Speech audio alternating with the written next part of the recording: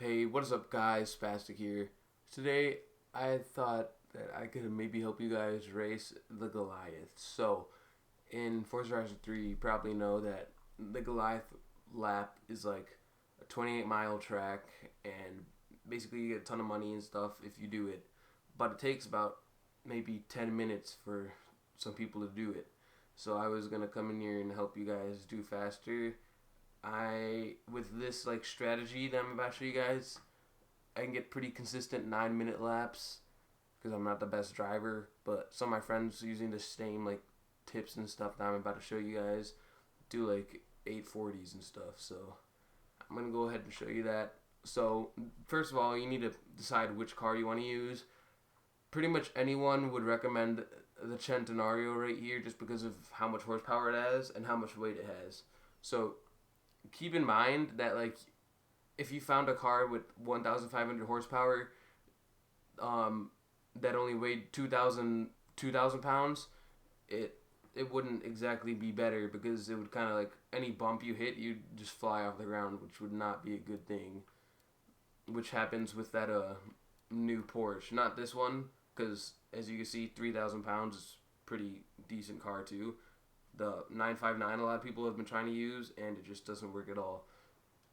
So yeah, pretty much your choices are, I mean, my recommendations are the Centenario right here, or the Porsche 918 Spider. We're gonna go ahead and do the Centenario just because it's a little more consistent. Alright, so I'm gonna go over my tune real quick, the tune that I use. First of all, if you can see in the cutscenes right now, I have the spoiler on the back of my car. A lot of people decide not to use that because it like when you put it on it in the auto show, it visibly cuts down the speed, and so people are just like, okay, I want to go faster, so I don't want that. But you guys have to put that on there. Like it does not cut down the speed at all. As you can see, the only thing that really affects your speed is the gearing. If you put on the spoiler, it might drop down like 250, which mine did. What you want to do is you just want to go to here and mess with this gearing. See, I have it on 3 final drive. I have it on 3.27. If you move that, I have it like perfectly set right now, but if you move it down that way, it gets faster. And if you move it down this way, it will be slower because, speed versus acceleration. See, 182. So I think the Lamborghini comes preset like around here somewhere, which is like because obviously they want to balance it between acceleration and speed, but like that's not the real top speed you want. So you want to go and kind of like fine tune it between here because all the way to the left does not really necessarily make it faster. You want to find like a good balance. Like so I got it to 268.4, and then the only other thing I worry about really is this downforce here, the speed versus cornering. You want to keep that kind of balanced. But for example, if you had a drag car, if I move this all the way over here, look how the speed will like go up a pretty decent amount. It will just wreck the cornering. So if you guys ever have drag cars, make sure to put that all on speed because like why not? So yeah, let's get into the race. All right. Another pretty important aspect of the race is this launch right here in this beach area because it can save you about 10 seconds. So a lot of people try to drift this corner on the sand here. I never do. I just kind of try to break it and grip it and go through here. Because if you mess up your drift, that can definitely penalize you a lot of time. Here, I do drift through this part sometimes, but it's kind of hard to right now because there's 12 freaking people racing me, which is a little annoying. Alright, so when you're coming down here, pretty much just go hard on the gas no matter what. With the Centenario, you're gonna realize that you're gonna have to get like comfortable and you're gonna have to figure out how much it steers. Like some people would brake when they see this corner. I just rip it through and don't even let off the accelerator.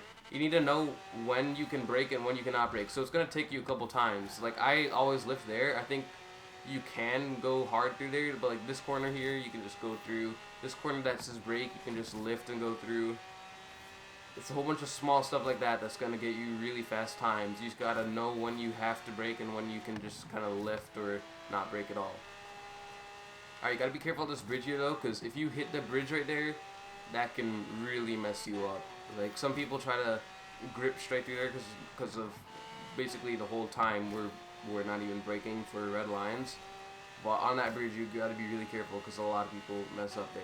At the trees here, this first corner, you can grip through, and then you can grip through this, but the second corner you do have to brake for, otherwise you'll hit this tree just like that.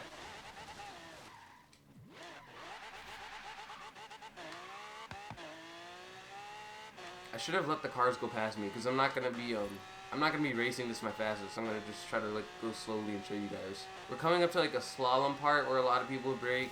You just kind of gotta power it through here, but if you mess up a little bit here, you can go flying into those trees that I almost just did.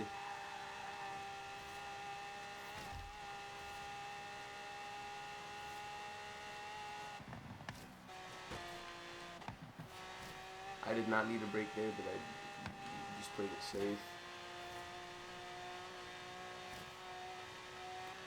Alright guys, so now we're in the Outback. This is where like it's pretty important to have that top speed because I was racing with my friend the other day. His Centenario's top speed was like 263 or something. And look, I'm already past that, so I'd be pulling on him right now. So that's where you need to really fine-tune the top speed to figure out like what's best. I'd always downshift there and then shift back up. I don't like worry about braking usually because braking, like when I downshifted, I think I went to like 230 something. If you brake, you go to like 190, so you gotta watch out for that. And yeah, I'm just pretty much ripping through here. Oh, that sun's in my eyes. Jesus. Alright, there's another bridge coming up here you gotta be careful of. When you come to the bridge, don't try to turn on it. Just pretty much go straight onto it like that. Because if you turn on it, that can like, kind of like spin you out or mess you up. And then I can also show you guys how to do the hairpin the fastest way. When you come over to this corner, shift down like that, and then you're gonna hit your brakes. By the way, I didn't really say this, but it kind of seemed to be obvious. I always race this in manual just because it gives you a lot more control over the car. And when you shift down like that, it kind of is like a way to better use your brakes almost. So I'd highly recommend getting like used to driving manual if you're going to try to set a good time on this. Unless you're driving the Regera or something.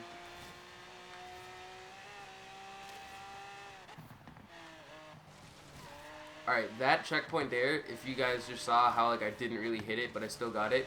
You don't really have to hit that checkpoint there. You can kind of go like outside the flag a little, and it still counts it for some reason.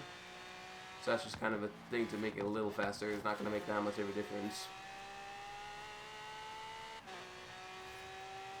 Alright, so there's two ways to do this corner here. You can do it really safely, which I'm going to show you guys in this video. You can just kind of brake like this and turn in here and then go along the road. Or if you don't want to go around the road, I kind of just went out the road a little bit. You can not brake as much there and kind of just plow straight through and then cut through the trees to get to that checkpoint. But that's kind of risky because if you hit a tree, you're screwed. But if you figure out how to do it, that can actually save you some time and speed. So coming into the suburbs now, you pretty much just want to follow the braking line. Until you get like really used to the course, I wouldn't recommend taking off the braking line. I still use it, even though I probably don't need to, but I don't know, it just helps me a lot more. Here you want to come on the outside here, you don't really need to slow down that much, and you can just go straight through that whatever it's called, that corner, kind of split it. Now this part up here is kind of important. If you're playing with collisions on like I am right now, you kind of want to slow down a little. But if you're playing with collisions off, you can go through all these poles and like biking stuff, so you don't really need to slow down as much. You can just kind of go in the grass. But you want to be back on the road right here. You don't want to still be on the sidewalk because otherwise you'll miss this checkpoint right here, which I've done before. Alright, now we're coming to another big turn. What I do here is I literally just run into this wall, downshift, run into that wall, downshift, and then keep going. I don't know. That's kind of just like a thing I do. Because there's actually like a speed zone there in the actual map, and that's how I got like a world record on that. I think I'm like 10th in the world or something. I just kind of hit the walls instead of braking and taking the corner like a normal person. If you have an XP car, a skill boost car, like speed skills, probably don't want to do that because that kind of defeats the point of having a skill car if you're just going to lose all your skill points. But if you're just trying to get a fast lap, go for that. So pretty much this whole area here, I kind of braked a little bit at the beginning, but you don't have to brake at all for this whole part here until you get to this bridge. And then when you hit the bridge, I literally just like slam on the brakes. Another key thing is you want to always be looking at the time to like know how you want to pace yourself for the race. Right now, like, so you need to know like where you should be in different parts of the map to be doing good. So like usually at 7:30 you want to be around here. Obviously you want to be like a little ahead of where I am right now because I've been like crashing and stuff. You gotta watch out for these houses here too, because it doesn't tell you to brake there, but you have to brake. It's like kind of the opposite of what I've been doing the whole time. You have to brake when even though it doesn't tell you to, because otherwise you'll just go flying into those houses, and there's a lot of casualties from that. And through that area just took, I'm not too familiar with it still, but I'm pretty sure you can just rip through that whole thing.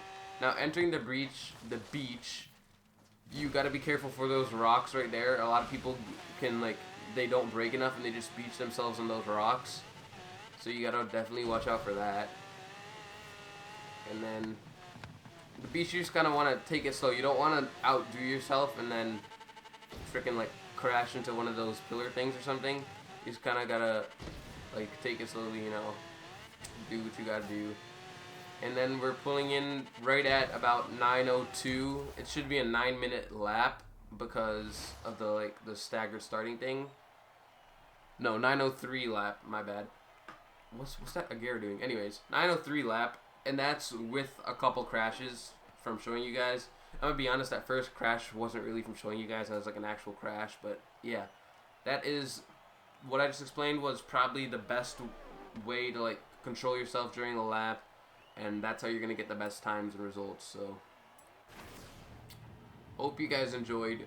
Please leave a like and subscribe for more Forza stuff. I also do some Call of Duty stuff, so yeah. Peace.